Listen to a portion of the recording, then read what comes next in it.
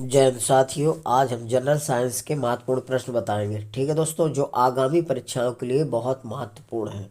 दोस्तों, आप डेली सुबह मॉर्निंग में अपना टारगेट फिक्स करिए कि आज हमें इतना तैयार करना है और सारा दिन उस पर फोकस करिए। ठीक है दोस्तों, आपको जैसे दोनों टाइम आप नियमित भोजन करते हैं शरीर को चलाने के लिए, उसी प्रकार आपको किसी भी परीक्षा को फाइट करने के लिए आपको दोनों टाइम कम से कम 5-6 घंटे पढ़ाई करना है टोटल। ठीक है दोस्तों, और निरंतर गतिशील बनाए रखना है।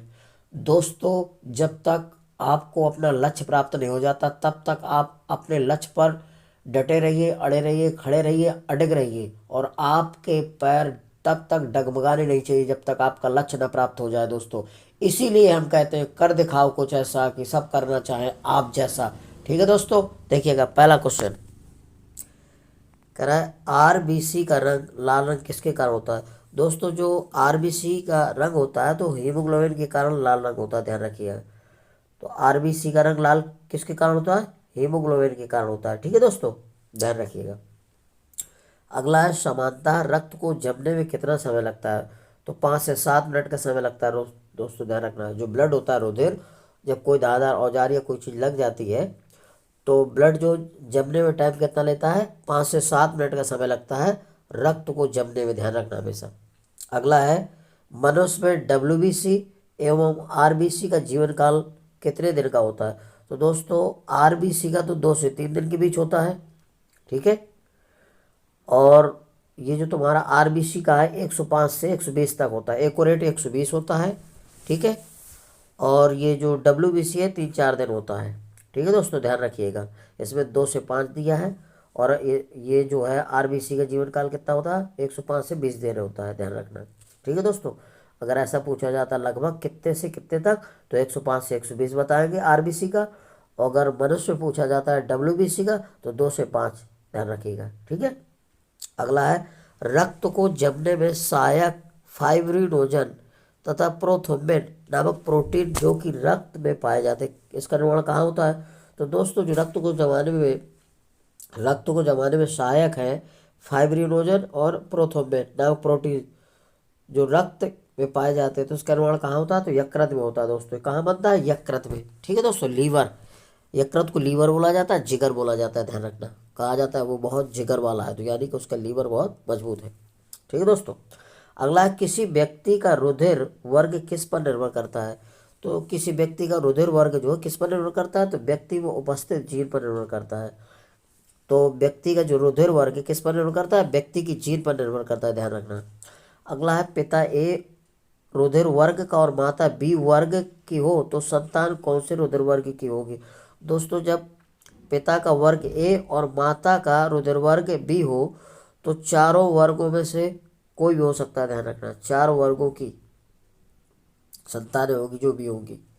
ठीक है दोस्तों, ए हो सकता है, ए बी हो सकता है, ओ हो सकता है। ठीक है दोस्तों, और ए बी अलग भी ये हो सकते हैं, ए बी और ए बी और ओ हो सकता है। ठीक है, चार वर्ग की। अगला, जीव विज्ञान के अनुसार कौन सा विवाह संबंध अनुपयुक्त होगा, अर्थात इसमें एरीप्रोथोलोस्टिस फिटिलिस रोग की संभावना है। तो RH+ फैक्टर जो होता है, RH+ पुरुष एवं RH- स्त्री, यानी कि अगर पुरुष में RH+ फैक्टर है और स्त्री में RH- स्त्री है तो इनका संबंध अनुपयुक्त माना जाता है। ठीक है, अगला है ABO रुधिर वर्गों की संतान होती है। मतलब ABO वर्ग रुधिर की संतानें कैसी होती हैं? तो ये होती हैं बहुगुण एलीलावाद से, बहुगुण एलीलावाद से, ध्यान रखना। ABO रुधिर वर्गों की वंशागत होती है कैसी? बहुगुण एलीलावाद से, ध्यान रखना। यदि बच्चे का रुधिर वर्ग O है तो यदि बच्चे का रुधिर वर्ग O है तो कौन से सेट के लिए रुधिर वर्ग माता पिता नहीं हो सकते। अगर बच्चा रुधिर वर्ग का O वर्ग है तो उनके जो माता पिता हैं AB वर्ग के नहीं हो सकते, ध्यान रखना। ठीक है, अगर बच्चे का रुधिर O है तो उनके माता पिता जो होंगे वो AB वर्ग के नहीं हो सकते, ध्यान रखना। इसके अलावा हो सकता है A का हो सकता है, B का हो सकता है, O का हो सकता है, लेकिन AB का नहीं हो सकता। यदि रुधिर वर्ग यदि ओ रुधिर वर्ग वाली स्त्री का विवाह ए बी वर्ग वाले पुरुष के साथ से कर दिया जाता है तो संतानें प्राप्त हो सकती हैं। दोस्तों, जब ओ रुधिर वर्ग स्त्री का विवाह ए बी रुधिर वर्ग पुरुष से कर दिया जाता है तो उसकी संतानें या तो ए होगी या तो बी होगी। जो उनकी संतानें पैदा होगी तो या तो ए रुधिर वर्ग वाला होगा या तो बी रुधिर वाला होगा, ध्यान रखना। अगला है, भारतीय समाज में किस रुधिर वर्ग के लोगों का प्रतिशत सबसे कम है? तो भारतीय समाज में रुधिर वर्ग के लोगों के साथ सबसे ए बी वर्ग के लोग कम पाए जाते हैं, ध्यान रखना, 7 से 5%। भारतीय समाज में किस रुधिर वर्ग के लोगों का प्रतिशत सबसे कम है? तो ए बी है। ठीक है दोस्तों, और ओ नेगेटिव दोस्तों सबसे कम पाया जाता है, उसका प्रतिशत और कम होता है। ठीक है, पॉजिटिव को तो मिल जाएगा, नेगेटिव को बहुत कम मिलते हैं, ओ नेगेटिव बिरले एकाध होते हैं। ठीक है दोस्तों, अगला है, समानता रक्त में हीमोग्लोबिन की मात्रा कितनी पाई जाती है? तो जो रुधिर है उसमें हीमोग्लोबिन की मात्रा कितनी पाई जाती है? तो 14.7 ग्राम प्रति 100 घन सेंटीमीटर, ध्यान रखना। समानता रक्त में हीमोग्लोबिन की मात्रा कितनी पाई जाती है? 14.7 ग्राम प्रति 100 घन सेंटीमीटर। ठीक है, अगला है, बेंजीन के कारण किस रोग की संभावना अधिक रहती है? तो दोस्तों बेंजीन के कारण रक्त कैंसर होता है। दोस्तों ध्यान रखना, बेंजीन से क्या होता है?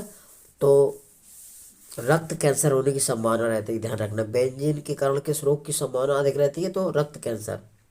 एटाई एटाई रोग किसके कारण होता है?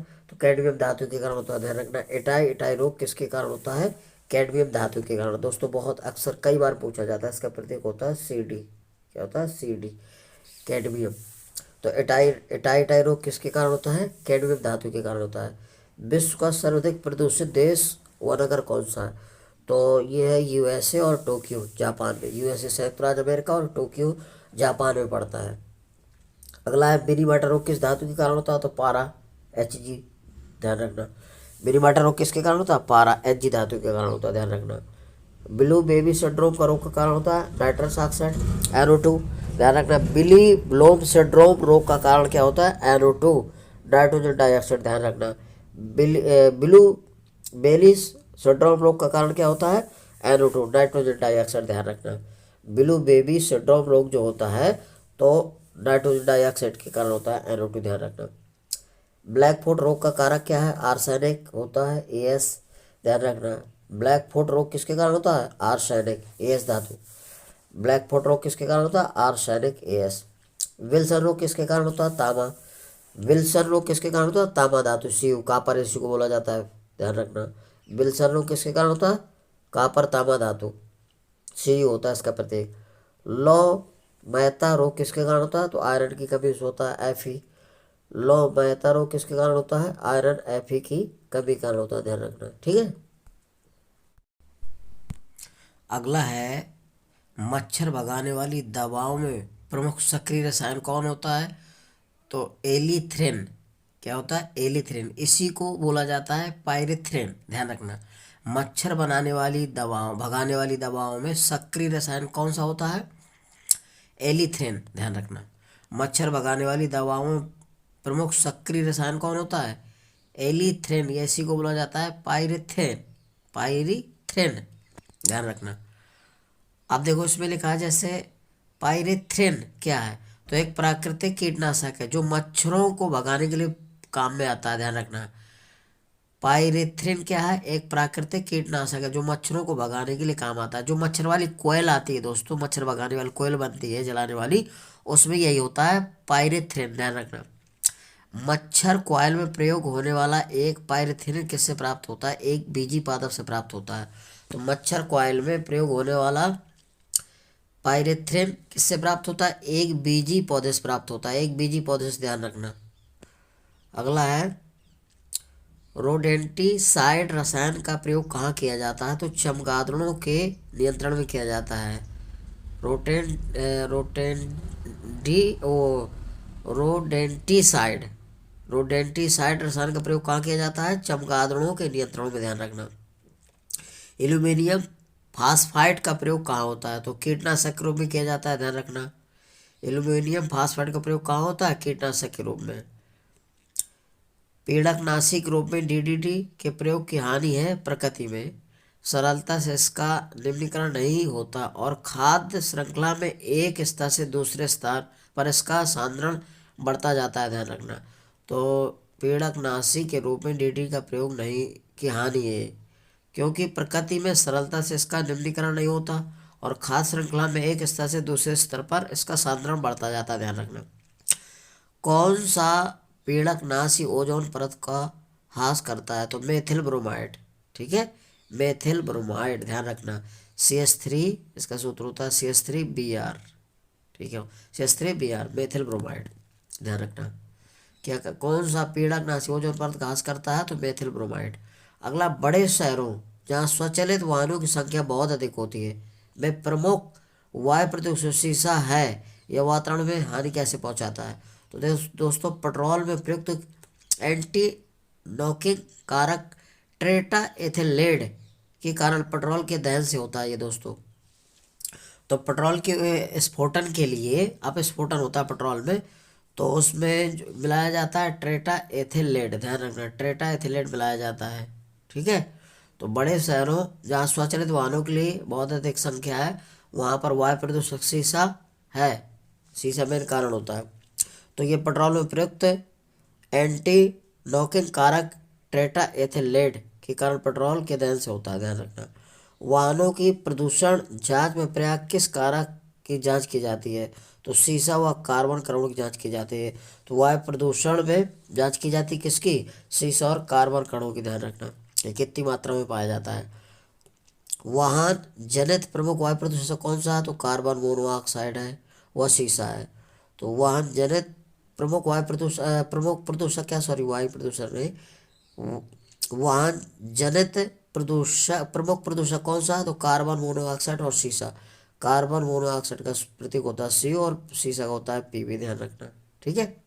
तो कार्बन मोनोऑक्साइड और शीशा वाहन जनित प्रमुख प्रदूषक है, ध्यान रखना। अगला है प्राथमिक वायु प्रदूषक कौन क्या होते हैं? प्राथमिक वायु प्रदूषक क्या कहलाते हैं? वे प्रदूषक जो प्रदूषक स्रोत से सीधे वायु में जा सकते हैं, जैसे carbon dioxide, carbon monoxide, sulphur dioxide, ये सीधे वायुमंडल में पहुंचकर वातावरण को प्रदूषित करते हैं। कौन से? कार्बन डाइऑक्साइड, कार्बन मोनोऑक्साइड और सल्फर डाइऑक्साइड। कार्बन डाइऑक्साइड तो दोस्तों ग्लोबल वार्मिंग के लिए उत्तरदायी होती है, और ये ग्रीन हाउस प्रभाव के लिए सबसे खतरनाक होती है। ग्रीन हाउस प्रभाव को दर्शाने वाली सबसे अधिक गैस है कार्बन डाइऑक्साइड, ध्यान रखना। तो ये वायु प्रदूषक है जो सीधे वायु में जाते हैं, कार्बन डाइऑक्साइड और कार्बन मोनोऑक्साइड और सल्फर डाइऑक्साइड के। सल्फर डाइऑक्साइड का सूत्र होता है SO2, कार्बन मोनोऑक्साइड का होता है CO और कार्बन डाइऑक्साइड का होता है CO2, ध्यान रखना, ठीक है। अगला है, एक शांतिकारक औषधि का नाम बताइए। तो पोटेशियम ब्रोमाइड होता है जो शांति के लिए औषधि दी जाती है रोगी को, ध्यान रखना। एक शांतिकारक औषधि का नाम क्या? Potassium bromide. मार्फिन का प्रयोग किस रूप में किया जाता है? तो दर्द निवारक के रूप में किया जाता है। मार्फिन का प्रयोग एक दर्द निवारक किया जाता है, ध्यान रखना। मार्फिन का उपयोग के लिए किया जाता है? दर्द निवारक के लिए। बोरिक अम्ल का एक अत्यधिक महत्वपूर्ण उपयोग बताइए। तो ये एक प्रतिरोधी है जो घाव आदि के धुलाई के काम आता है, ठीक है दोस्तों। बोरिक अम्ल का काम क्या होता है? घाव वगैरह को साफ करने के लिए किया जाता है, ठीक है, ध्यान रखना, धुलाई के लिए। KMnO4 का प्रयोग किया जाता है। तो पोटेशियम परमैंगनेट क्या होता है? एक रोगाणुनाशक के रूप में प्रयोग होता है, ध्यान रखना। KMnO का प्रयोग किया जाता है, एक रोगाणुनाशक के रूप में प्रयोग किया जाता है, ठीक है। शहद का प्रमुख घटक क्या होता है? तो फ्रक्टोज होता है, इसको फल शर्करा भी बोला जाता है। शहद का प्रमुख घटक क्या होता है? फ्रक्टोज, इसी को बोला जाता है फल शर्करा। और दोस्तों पूछा जाता है कि सबसे मीठी शर्करा कौन सा है? तो फ्रक्टोज ही होता है सबसे मीठी शर्करा, ध्यान रखना। और फ्रक्टोज को फल शर्करा बोला जाता है। शहद में लगभग 40% फ्रक्टोज व 10%, शहद में लगभग 40% फ्रक्टोज और लगभग 30% ग्लूकोज पाया जाता है, ध्यान रखना, ठीक है। अगला है, एक कृत्रिम मधुरक जो चीनी से लगभग 200 गुना अधिक मीठा होता है। इसका प्रयोग स्थूलकाय व डायबिटीज से पीड़ित लोगों द्वारा चीनी के स्थान पर किया जाता है क्योंकि इसकी अत्यंत अल्प मात्रा से यानी कि अल्प मात्रा से ही पर्याप्त मिठास उत्पन्न हो जाती है। क्योंकि चीनी से जो कृत्रिम मधुरक होता है 200 गुना अधिक मीठा होता है, ठीक है। तो इसको क्या बोलते हैं, वो आपका होता है सैक्रीन होता है, ध्यान रखना। तो एक कृत्रिम बहुरंग जो चीनी से लगभग 200 गुना अधिक मीठा होता है, इसका प्रयोग स्थूली या डायबिटीज से पीड़ित लोगों द्वारा चीनी के स्थान पर किया जाता है, क्योंकि इसकी अल्प मात्रा से ही पर्याप्त मिठास उत्पन्न हो जाती है। ठीक है, ध्यान रखिएगा। तो इसको आपको याद रखना है। ठीक है दोस्तों, ध्यान रखिए। इसको बोला जाता है एस्परटेप।